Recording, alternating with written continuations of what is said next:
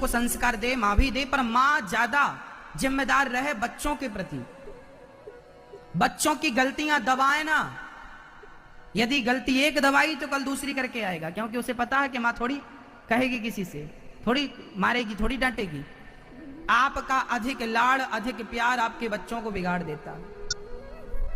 शास्त्र कहते हैं कि पालयेत पंचवर्षाणि, 5 वर्ष तक बच्चे से बड़ा लाड़ प्यार करो। उसके बाद जब बच्चा बड़ा हो जाए, अर्थात 5 साल का पूरा 6वें साल में लग जाए, तो बच्चे को थोड़ा आंख दिखाना शुरू कर दो। क्या दिखाओ?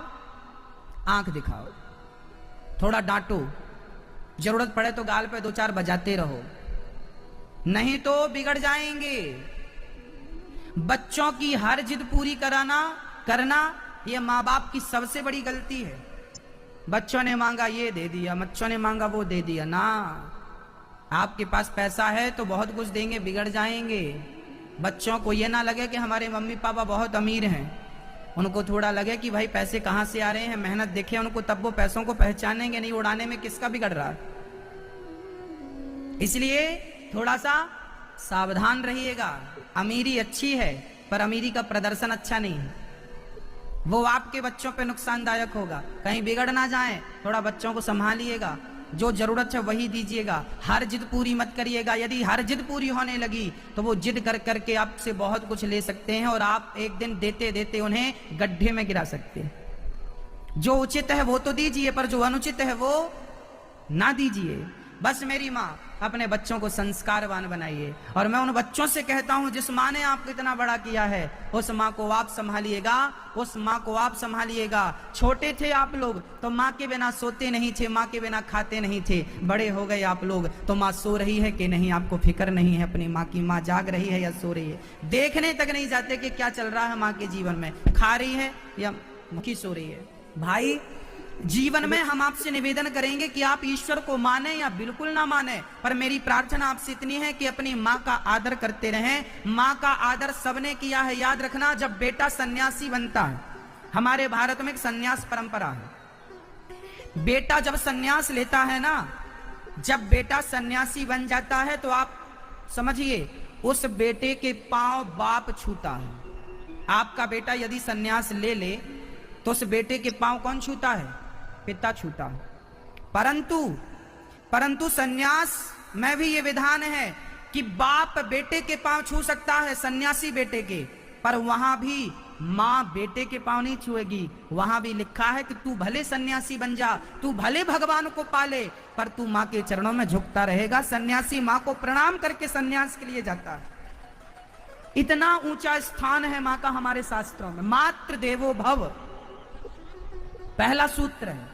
मातृ देवो, मां का स्थान सबसे ऊंचा है। उस मां की आंखों में आंसू नहीं होने चाहिए, उस मां का अनादर अपमान ना होना चाहिए मेरी मां। इसलिए कहता हूं कि अपने अपने मां की सेवा तो करिए ही करिए, अपने अपने मां की सेवा तो करिए ही करिए, परंतु साथ में उन बूढ़ी माओं की सेवा भी करिए जो मां आपकी ओर देख रही हैं। वृंदावन में आश्रम, वृद्धाश्रम बनने जा रहा है। वो वृद्धाश्रम केवल आप सब भक्तों के सहयोग से बनेगा। आप एक एक ईंट यदि आप सहयोग देंगे तो वो जल्दी इमारत तैयार हो जाएगी, और उन सताई ठुकराई माँ को वहां आश्रय मिल सकेगा। जिनके अपनों ने सताया है, ठुकराया है, उन माँ को वहां सहारा मिलेगा। अच्छा ये बताओ, जब हनुमान जी लंका गए तो क्या हनुमान जी सीता माँ को जानते थे? बताइए। हनुमान जी ने पहली बार सीता को कहां देखा था? कहां देखा था? लंका में देखा था। पहली बार लंका में देखा था। भगवान श्री राम ने हनुमान जी को भेजा, लंका गए, सीता माँ को देखा, सीता माँ को पहचाना, हनुमान जी ने प्रणाम किया। और सीता माँ का हनुमान से कोई रिश्ता नहीं था, कोई संबंध नहीं था, पर सीता के दुख को दूर किसने किया? रामचंद्र गुण वर्णे लागा, सुनतहि सीता कर दुख भागा। राम नाम की चर्चा जब हनुमान जी ने की, राम कथा जब हनुमान जी ने सुनाई, सीता गदगद। लंका में इतने दिन से पहली बार सीता को अच्छा लगा कि कोई तो राम का नाम लेने वाला मिला। सीता डर गई, कौन है ये? तब हनुमान जी सामने आ गए। सीता मां दूर खड़ी हो गई, तुम कौन हो? हनुमान जी ने कहा, मैं राम का दूत हूं। सीता मां बोली, मैं कैसे मालूं कि आप राम के दूत हैं? कैसे मालूं मैं? हनुमान जी ने कहा, राम जी ने भेजा, ये अंगूठी देखो। सीता ने अंगूठी देखी, बोली ये तो ठीक है, पर कुछ और बताओ, मैं नहीं मानूंगी कि तुम रामदूत हो। माया भी तो हो सकती है रावण की। सीता बड़ी डरी थी। तब एक बात कह दी हनुमान जी ने, तब सीता को विश्वास हुआ। सीता और राम के बीच में एक पासवर्ड था। वो पासवर्ड राम जी ने हनुमान जी को बोला था कि तुम ये बोलोगे तो लॉक खुलेगा, तो सीता पहचानेंगे आपको। अच्छा, पत्नी अपने पति को ना एक अलग से बुलाती है, अलग नाम से बुलाती है। जैसे सबके लिए नाम, ऐसे पत्नी अपने पति को एक अलग नाम से बुलाती है। वो नाम केवल पत्नी ही जानती है। आप लोगों ने रखा कि नहीं अपने पति का कोई नाम?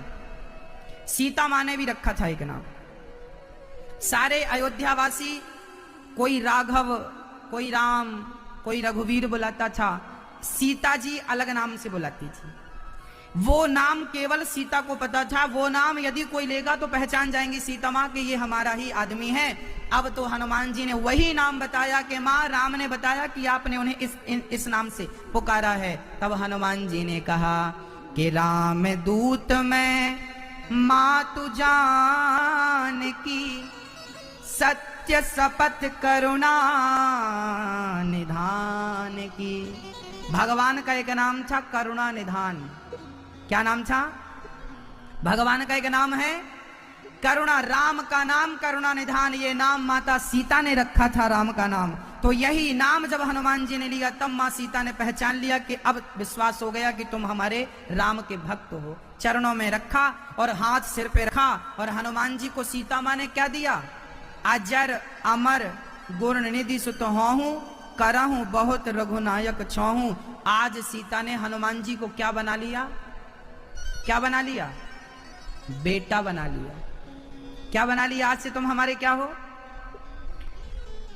हनुमान जी ने सीता मां का दुख लंका जाकर दूर किया कि नहीं? जबकि उनका कोई ब्लड का संबंध तो नहीं था ना, रिश्ता तो नहीं था ना। ऐसे ही आपका भी रिश्ता नहीं है उन माओं से जो वृंदावन में रहने आएंगी। उन माओं के संबंध रक्त का, खून का रिश्ता तो नहीं है।